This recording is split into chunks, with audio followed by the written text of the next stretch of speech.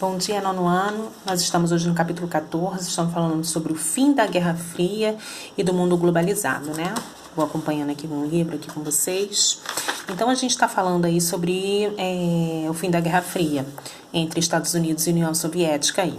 O que acontece? Com a morte de Stalin, né, que era o grande líder do Partido Comunista que existia, vai se iniciar na União Soviética um processo de desestalinização, tá? Ou seja, eles estão retirando as características, né, de Stalin, agora da União Soviética aí. Então, começam a ocorrer mudanças, tá? Quem vai ser o novo líder? Por que um novo líder? Porque Stalin morre, né? Vai ser Khrushchev. Então, Khrushchev vai ser o novo líder, ele assume a liderança do Partido Comunista e vai se iniciar na União Soviética uma coisa chamada de distensão.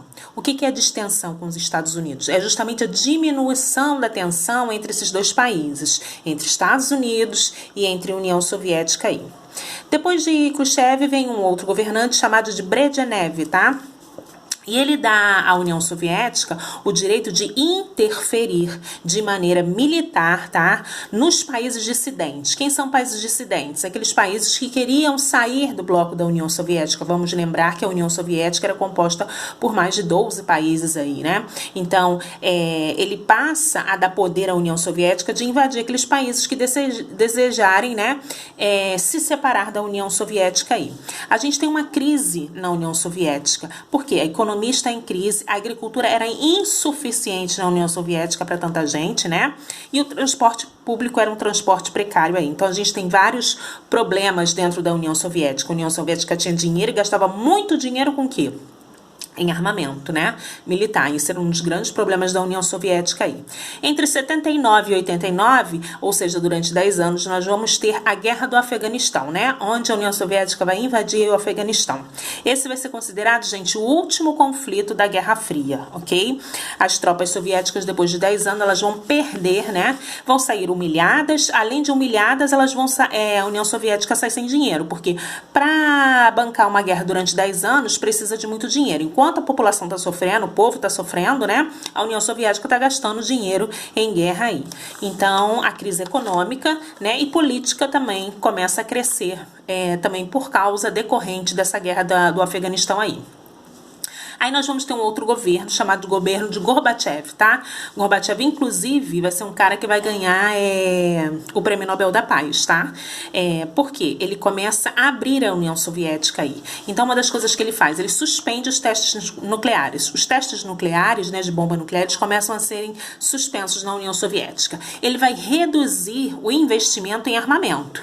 Então, assim, ele entende, né, que não era isso que a União Soviética precisava naquele momento. A União Soviética precisava crescer economicamente. Então, ele diminui, né, economicamente o valor, né, que era dado tanto nos testes nucleares como nos armamentos aí. E ele cria aí duas políticas, uma chamada de perestroika e a outra chamada de glasnost. A perestroika era uma reestruturação da economia. E aí ele passa a União Soviética passa a produzir os bens de consumo, como, por exemplo, eletrodomésticos, né? Então, incentivo. Em vez de comprar de outros países produtos de bens de consumo, nós vamos produzir agora, tá? Isso seria bom para a economia, tanto para a exportação, né, como para o mercado interno, porque ele ia gerar empregos também dentro da União Soviética. E outra coisa é que ele vai permitir a entrada de empresas estrangeiras dentro do país. Obviamente, né, de uma maneira reduzida, mas ele começa a permitir a entrada desse capital estrangeiro na União Soviética também. E a outra política que ele tem é chamada de glasnost, ou seja, transparência. Essa daí tem a ver com liberdade de expressão, porque não havia liberdade de expressão dentro da União Soviética, né, uma ditadura. E agora há uma liberdade de expressão e começa a ser liberados presos políticos. Todas aquelas pessoas que foram presas decorrente do regime, né? Decorrente de serem contra o regime, essas pessoas são soltas aí. Então é por isso que esse cara vai ganhar o Prêmio Nobel da Paz, né? Nesse momento, a unidade política da União Soviética ela começa a ser abalada. Por quê? Por causa dessas características do governo de Gorbachev, começa a alimentar nos países um desejo de liberdade democrática. E então começam a acontecer esses movimentos, né, democráticos, esses movimentos querendo a separação aí.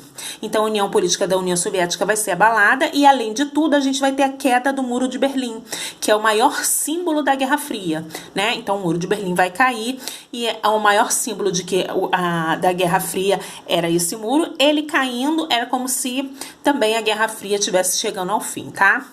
Em 1991, a União Soviética ela deixa de existir, né? Como eu falei para vocês, eram mais ou menos 15 países. E essas independências, né, em alguns locais serão de uma maneira mais tranquila, em outros locais serão de uma maneira muito violenta, né, com muito sangue aí. E a gente vai abrir um parênteses aí para uma guerra chamada de Guerra da Bósnia, tá? Foram 3 anos de conflitos. Os sérvios, eles queriam uma limpeza étnica dentro da Bósnia, então eles vão perseguir muçulmanos e croatas e de maneira muito violenta, tá, gente? Muito sanguinária, tá? Eles queriam, assim, raça pura ali, né? Os sérvios puros. Então eles perseguem e matam, né? Tanto muçulmanos como croatas aí. Nós vamos ter também um massacre aí na Paz Celestial, mas, professor, o massacre na Paz Celestial é lá na China. Sim, a China também era comunista, né? Então, esses movimentos de liberdade democrática que acontecem na União Soviética acabam também influenciando lá na China, né? E as pessoas também querem essa liberdade democrática que está acontecendo, essas mudanças que estão acontecendo dentro da União Soviética, né? Só que o governo chinês, né, ele vai fazer de uma maneira diferente. Ele vai utilizar as tropas do exército, tá, para massacrar os rebeldes. Os rebeldes serão massacrados em plena Praça da Paz Celestial aí. Nós temos também falando sobre a globalização, né? Que vocês também estudam em geografia. Então, a globalização é um intercâmbio mundial, né? Não só econômico, né, gente? Mas político, cultural, né? Hoje a gente tem com o advento da internet também, né? Você tá aqui, mas você fala com pessoas de qualquer lugar do mundo. Você tá aqui, mas você compra coisas de qualquer outro país e vai chegar aí na sua casa, né? Então, a globalização, né? Esse intercâmbio cultural, intercâmbio econômico nos possibilita isso através da internet também, né? E aí a gente vê o surgimento dos blocos econômicos, né? A gente tem a União Europeia, a gente tem o Mercosul, a gente tem os BRICS, né? Que o Brasil faz parte dos BRICS como países em ascensão aí, né? Então, esses blocos econômicos servem para fortalecer aqueles países que fazem parte daquele determinado bloco econômico, né? Eles têm vantagens de compra e venda entre eles ali. Os Estados Unidos se torna a maior potência, né, depois da Guerra Fria, né? Então, os Estados Unidos era uma grande potência, mas durante o período da Guerra Fria, né, eles estão ali lado a lado com a União Soviética. Quando termina a Guerra Fria, né, tem esse enfraquecimento do comunismo, do socialismo. Então, os Estados Unidos sai como uma grande potência mundial, hoje lutando muito por esse lugar com a China, que hoje é a segunda maior economia mundial aí, tá? Nós começamos a viver um mercado multipolarizado, né? Ou seja, com vários centros econômicos. A gente não pode dizer que o centro econômico do mundo é os Estados Unidos, né? A gente tem centro econômico nos Estados Unidos, a gente tem centro econômico na China, né? Na América do Sul, a gente tem como uma grande liderança o Brasil. Então, hoje nós temos vários centros econômicos no mundo. Então, nós vivemos um mundo multipolarizado aí.